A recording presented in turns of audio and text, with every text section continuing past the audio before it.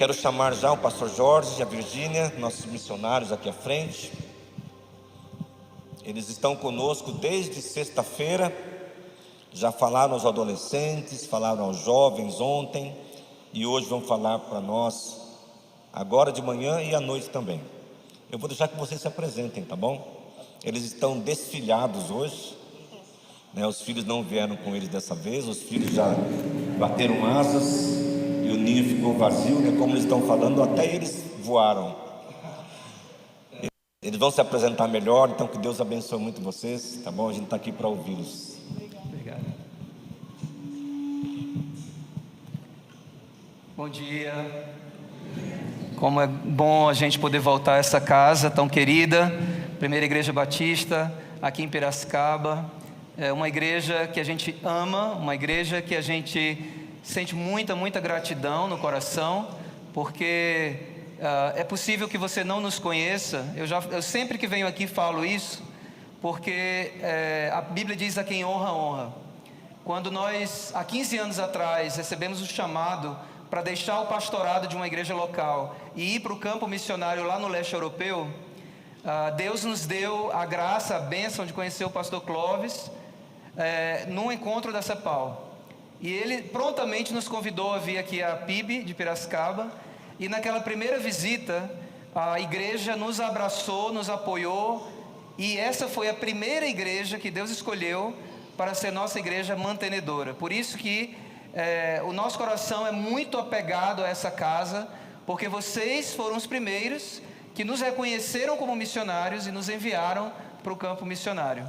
A igreja que eu era pastor lá no Nordeste, ela viveu uma crise, porque o nosso tempo ali estava muito bom, Deus estava trabalhando, a igreja tinha acabado de passar por um processo difícil com o pastor anterior. Eu fiquei apenas 4 anos ali, e a igreja estava num avanço, a igreja estava animada, e aí Deus então nos chama para missões. Então foi um impacto para a igreja, e depois a igreja nos apoiou, mas nesse processo Deus usou essa igreja para consolar o nosso coração e para confirmar que Ele havia nos chamado e que nós deveríamos seguir e obedecer. E essa igreja tem sido fiel ao longo de todos esses anos. Então a nossa primeira palavra aqui, irmãos, é sempre uma palavra de gratidão, porque a igreja não é esse prédio, a igreja é cada um de vocês aqui.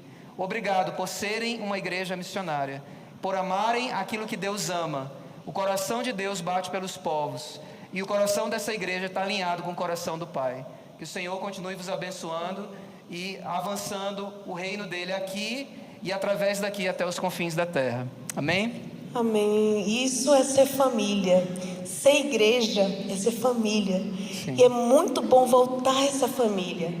Essa família aqui que nos abraça a cada vez que estamos aqui. Então, assim, é maravilhoso, irmãos, porque em qualquer lugar do mundo inteiro, onde tem um filho de Deus, é família. Isso é impressionante, né? O poder do sangue de Jesus, de nos unir e nos fazer uma família, onde quer que estejamos. E é sobre família que eu gostaria de falar hoje.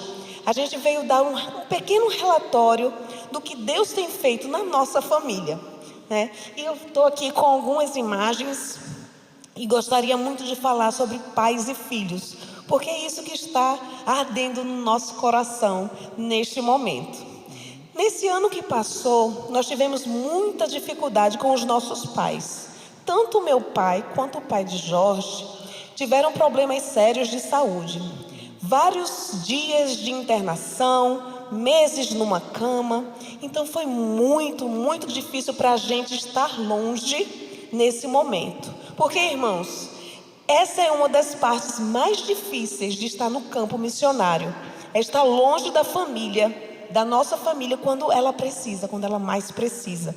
E nós estávamos num momento de transição e de mudança. Então foi um momento assim, cheio e conturbado para nós e também de muita necessidade para a nossa família, que ficou aqui no Brasil. Mas graças a Deus, agora neste retorno, nós estamos celebrando essa vitória na saúde dos nossos pais. Amém. E podemos abraçá-los e comemorar, né, a ação de Deus na vida deles. Mas nós também somos pais. né? E os nossos filhos que vieram aqui, né, como o Jorge falou, há 15 anos atrás, dizendo que estavam indo lá para a terra do gelo gelado, porque se tem irmãos aqui que não conhecem a Romênia, né, realmente a Romênia é a terra do gelo gelado, né? Já chegamos a pegar 25 graus abaixo de zero, e nevascas e assim, foi um grande desafio para uma família vinda do Nordeste encarar aquele gelo gelado lá. Mas assim, as crianças que foram para o gelo gelado cresceram, né? As asas cresceram, elas voaram E foram para um gelo mais gelado ainda. foram para um gelo mais gelado ainda. Estão na Lituânia. Mas por que Lituânia? Lá foi um lugar que Deus, foi a porta que Deus abriu para eles, né? Como filhos de missionários, nós tínhamos assim aquela preocupação: como é que vai ser o futuro? Onde é que eles vão estudar? Onde vão fazer faculdade? E irmãos, Deus abriu uma porta numa faculdade cristã americana na Lituânia, né? Só Deus para fazer essas coisas. E os dois estão estudando lá com bolsa 100%. Né? Então assim, só o Senhor que faz essas surpresas para a gente, né? E essa foto que está aqui foi a última foto que a gente tirou com eles. Deixamos eles lá no campus, né? Fizemos essa selfie e demos as costas chorando, né? E voltamos. E deixamos eles agora no caminho que Deus tem para eles. Nós sempre costumamos falar assim, que até então eles viveram o Deus dos pais deles. Agora eles vão viver o Deus deles. Amém. Né? Então, na próxima imagem, eu queria só ilustrar um pouco para os irmãos o que está acontecendo na nossa família, que processo Deus está fazendo. Porque muitas vezes os irmãos perguntam: e aí, queridos, como vocês estão? E essa parece uma pergunta simples, mas para a gente é um pouco complicado, porque nós estamos passando por um processo de muitas transições e mudanças. Passamos 14 anos na Romênia. Os irmãos têm acompanhado a nossa vida durante esses anos. Mas chega uma fase em que parece que a planta cresce. Sabe quando a planta cresce num vaso? Cresce demais? Porque o missionário, ele é aquele que é plantado num vaso.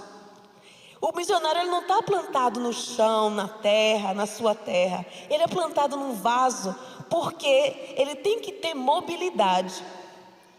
Mas chega uma hora que esse vaso fica pequeno. E o Senhor, como um bom jardineiro, percebe isso. E aí ele começa um segundo processo, que é o de fofar a terra. E quando ele está fofando a terra, a gente vai percebendo: olha, está chegando uma mudança, está chegando algo diferente. E com muito cuidado, aquele jardineiro arranca aquela planta daquele vaso. E é essa fase que nós estamos vivendo hoje, irmãos. Ali naquele desenho ilustra isso. O Senhor nos arrancou do vaso. E é um momento muito difícil para a planta, porque é o momento da poda. O jardineiro vai tirar algumas raízes, algumas folhas, alguns galhos, e a planta fica sem chão. E é assim que nós estamos. Estamos sem chão. Fechamos uma vida lá na Romênia, fechamos tudo, casa, igreja. Não que a igreja fechou, né? Fechamos o ciclo com aquela igreja. Muitas coisas foram fechadas. E agora nós estamos no ar, estamos sem chão. Mas se os irmãos prestarem bem atenção, a planta está fora da terra, mas ela está nas mãos do jardineiro. Então é um momento de cuidado do Senhor nas nossas vidas. Estamos sem casa, ainda não temos uma chave no bolso. Estamos esperando o que Deus vai preparar para a gente. E o Senhor está nos levando para um novo vaso. Esse vaso se chama Portugal. E Jorge vai falar um pouquinho mais sobre isso. Mas irmãos, quando o jardineiro coloca aquela planta num novo vaso, ela não fica linda rapidamente. Ela vai se acomodar. E isso mostra, ela murcha um pouco, porque ela precisa se acomodar à nova terra e ao novo vaso. Até que, esperamos em Deus, venha a última parte do processo, que é o florescer. Então os irmãos estejam orando pela nossa família nesse processo, né? É um processo de muitas mudanças, né? De muitas mudanças internas também, muitas adaptações. Mas nós contamos com as orações dos irmãos e com o amor que os irmãos têm demonstrado pela nossa família durante todo esse tempo. Esses dias nós estávamos conversando, falando para as pessoas que nos perguntavam, né, sobre esse processo de transição, né, porque a gente está vivendo um processo semelhante ao processo que a gente viveu há 15 anos atrás. Começando tudo novo, de novo, numa outra terra, agora com um ninho vazio. E o que a gente estava dizendo é que, na verdade, o sofrimento, a dor que a gente sentiu de sair da Romênia foi ainda maior do que a dor de sair do Brasil, porque são muitas perdas ao mesmo tempo, inclusive a síndrome do ninho vazio. Não sei quantos dos irmãos aqui têm essa experiência, né, de viver o ninho vazio. Não é fácil. Por isso a gente precisa, né, realmente das orações, do apoio da igreja, porque existe, assim como Paulo fala em 2 Coríntios capítulo 7, lutas por fora, temores por dentro. Essa é a vida, esse é o coração do missionário e a luta dele no campo. E por falar em missionário, né, falando um pouco mais sobre esse vaso maior que Deus nos deu, qual é o nome desse vaso? Por que Portugal? Porque desde o ano passado nós recebemos um desafio. Vocês sabem que nós pertencemos à CEPAL, a nossa agência missionária é a CEPAL, e nessa igreja eu sei que a CEPAL é bem conhecida, porque pelo menos somos 3 famílias missionárias da CEPAL, que são dessa igreja: o pastor Marcelo e a Marjorie, o William e a Esté, que estão ali na Alemanha, e nós, Jorge e Virgínia. E a CEPAL então nos convidou para assumir uma função de muita responsabilidade: o diretor transcultural da missão. Então nós oramos bastante, colocamos diante do Senhor e entendemos que esse é o chamado do Senhor. Eu lembro que inclusive tivemos uma conversa com os pastores, com o pastor Josimar, o pastor Clóvis, o pastor Walter, colocando para eles o chamado de Deus, pedindo que eles orassem por nós, e eles nos abraçaram, entenderam, apoiaram. Então é isso, queridos, orem por nós, porque até então o nosso trabalho ele era focado num país, a Romênia. Agora são 12 países. E a CEPAL está em expansão. Nós já estamos preparando missionários para outros países. E todos esses missionários da CEPAL, brasileiros, que estão em todos esses países que vocês estão lendo ali, são nossa responsabilidade. Então, nosso ministério agora é cuidar, apoiar, supervisionar todos esses missionários, inclusive o William e Esté e o pastor Marcelo e a Marjorie. E um outro slide que eu queria mostrar, e é o último, fala sobre um outro ministério também, nessa mesma área de apoio espiritual aos missionários, que é o Ministério O Abraço do Pai. Um ministério que começou de uma amizade entre algumas famílias, né? Nós 3 famílias missionárias, e hoje nós somos uma equipe de trabalho, e Deus nos deu um chamado comum de levar aos campos missionários retiros de espiritualidade. A maior necessidade do missionário é o cultivo da vida espiritual. O missionário no campo, ele enfrenta muitas pressões e ele está na frente da batalha espiritual. E nós, pela graça de Deus, recebemos esse chamado do Pai de levar aos missionários retiros de espiritualidade, convidando eles a voltarem ao abraço do Pai. Uma frase que eu ouvi quando eu era ainda adolescente, que me marcou muito e tem sido um moto da minha vida, é o seguinte: a coisa principal é ter a coisa principal como coisa principal. Você pode dizer isso comigo? A coisa principal é ter a coisa principal como coisa principal. E a coisa principal, irmãos, é estarmos aos pés de Jesus, é estarmos vivendo no abraço do Pai. Então, mais um desafio, e nós pedimos à igreja que continuem nos abraçando, nos apoiando, porque continuamos na mesma visão de dependência total do Espírito Santo. O missionário, ele é alguém que precisa de uma equipe. O trabalho missionário não é possível ser feito sozinho. O missionário é a flecha e a igreja é o arco. Uma flecha sem arco não chega a lugar nenhum, e um arco sem flecha não tem sentido. Então é importante haver essa conexão, essa sinergia, e nós estamos aqui como vossos missionários para agradecer todo o apoio, toda a fidelidade, e para renovar esse compromisso. Nós continuamos precisando dos irmãos, e agora ainda mais, porque não é mais apenas um único país, são 12 países, é um trabalho itinerante, mas é algo que nós temos convicção absoluta, plena, de que é a vontade de Deus para as nossas vidas. Não é fácil, como Virgínia falou, nós não temos uma chave no bolso. A Ju acabou de perguntar, onde é que vocês moram? E a resposta que eu dei para ela foi, nós moramos na obediência, mas ainda não temos um endereço. E é assim mesmo, a gente não sabe. Daqui a exatamente uma semana, domingo que vem, a gente vai estar chegando no aeroporto de Lisboa. Eu e Virgínia, uma mala, algumas malas de mão. E para onde vamos? Temos uma casa lá de missionários que vai nos receber, mas ainda não sabemos onde vamos viver, qual apartamento que Deus vai nos dar, mas nós estamos felizes porque temos a convicção, assim como ela falou, que a gente está nas mãos do jardineiro e Ele vai abrir portas. A nossa pergunta não é se Deus vai fazer, a nossa pergunta é, uau, o que Ele vai fazer dessa vez? Porque a gente sabe que Ele vai fazer, porque a gente tem convicção absoluta de que Ele nos chamou, e quem chama, se responsabiliza, cuida, mas Ele usa o seu povo, a sua igreja, o seu corpo, para abraçar, para cuidar e para enviar. Então, muito obrigado, queridos, pelo amor que vocês têm. A gente se sente muito amado nessa casa e a gente se sente parte dessa família de Deus. Amém? Pode sentar, Amém. meu amor. Eu queria, nesse pequeno tempo que me resta, eu sei que a gente vai ter a EBD daqui a pouco e a gente vai abrir a palavra, se deleitar na palavra, mas eu queria trazer um versículo que está no meu coração como desafio para nós nessa manhã.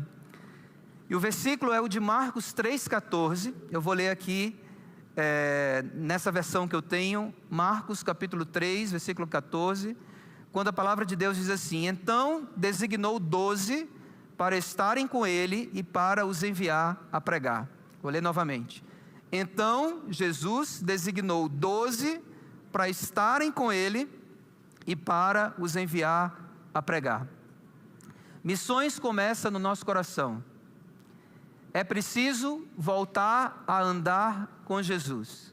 Quando Jesus escolheu seus discípulos, a prioridade número 1 para esses discípulos era estar com Jesus. E é interessante que quando a gente fala na palavra discípulo, é muito importante a gente entender o contexto no qual Jesus usou a palavra discípulo, no qual os evangelistas escreveram sobre discipulado.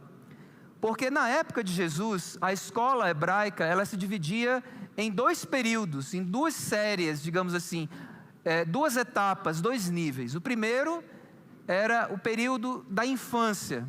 Meninos e meninas, mais ou menos dos 5 aos 12 anos, eles iam para a escola nas sinagogas, e essa escola se chamava Bet Sefer, Casa do Livro. Então as crianças eram enviadas para a sinagoga e estudavam, aprendiam ali. Aos 12 anos, eles terminavam a Bet Sefer, e os meninos, somente os rapazes, que eram os melhores alunos, eles poderiam continuar num outro nível de escola chamado Bet Midrash, Casa do Conhecimento. E eles pegavam então da adolescência até a juventude, numa escola especial, na qual eles eram preparados, e muitos deles saíam dali conhecendo, memorizando livros inteiros do Antigo Testamento. E quando eles terminavam ali, eles eram enviados para suas famílias, para voltar então às suas casas, e alguns iam para a administração pública e assim por diante. Mas os melhores dos melhores poderiam ser selecionados pelos rabis para serem seus discípulos.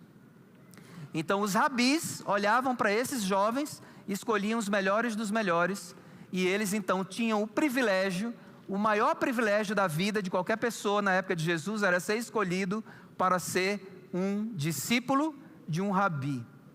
E esses discípulos, eles tinham 3 prioridades na vida. A primeira prioridade era andar com o rabi. A segunda prioridade, se tornar como o rabi. E a terceira prioridade, fazer o que o rabi fazia. Por que isso é importante para nós? Porque nós somos discípulos de Jesus, amém, meus irmãos? E entendendo esse contexto do Novo Testamento, daquela época em que Jesus vivia, é muito importante para a gente olhar para isso e dizer assim: se eu sou um discípulo de Jesus, a prioridade da minha vida é estar com Jesus, ou seja, andar com Jesus.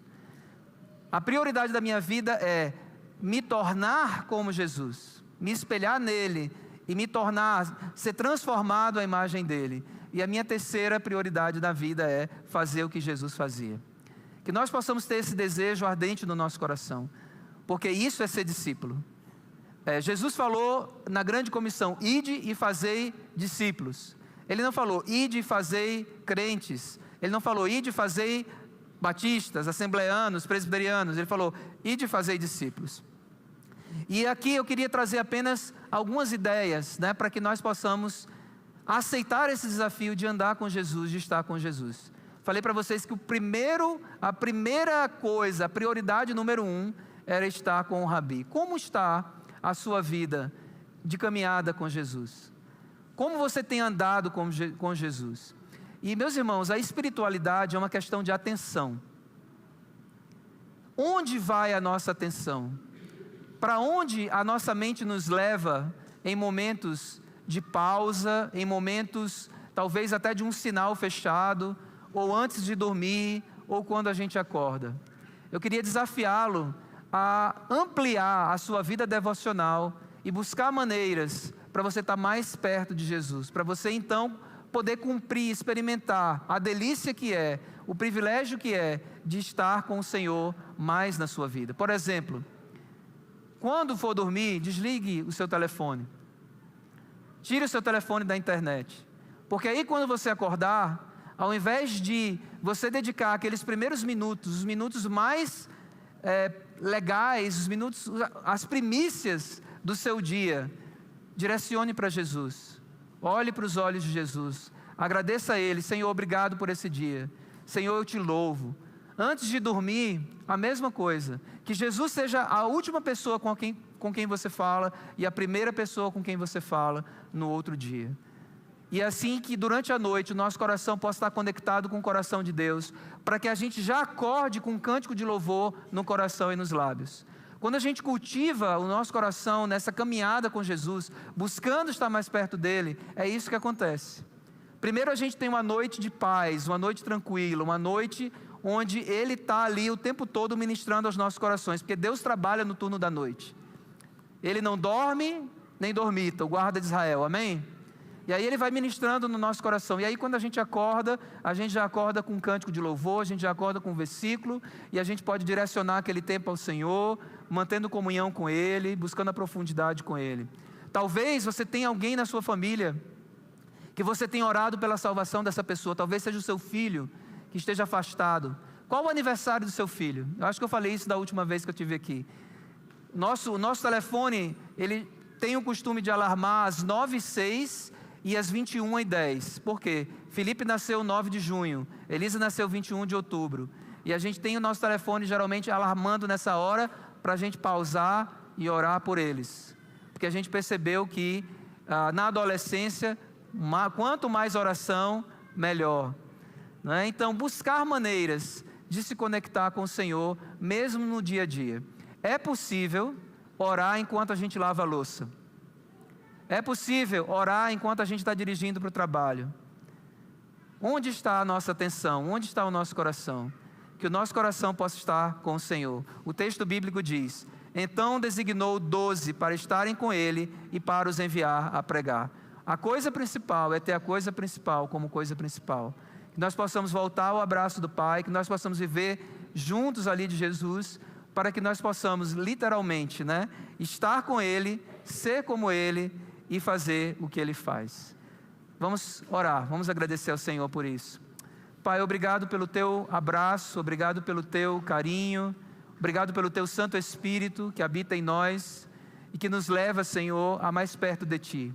A minha oração, Pai, pelos meus irmãos queridos e amados nessa igreja, aqui de Piracicaba, é para que o Senhor desperte o nosso coração, que o Senhor coloque no nosso coração aquela chama, que a chama da comunhão contigo, a chama da oração, a chama da busca da palavra, a sede pela palavra, possa crescer no coração de cada irmão, independente da sua idade, Pai. Que nós possamos ter uma igreja viva, uma igreja vivificada, uma igreja que Te ama, uma igreja de discípulos, discípulos que estão com o Senhor discípulos que se tornam a cada dia como o Senhor e discípulos que fazem o que o Senhor faz. Que a nossa vida, Senhor, seja naturalmente sobrenatural, que nós possamos provar e ver que o Senhor é bom, que o Senhor seja mais do que uma religião para nós, que o Senhor seja a nossa vida, o tudo em todos.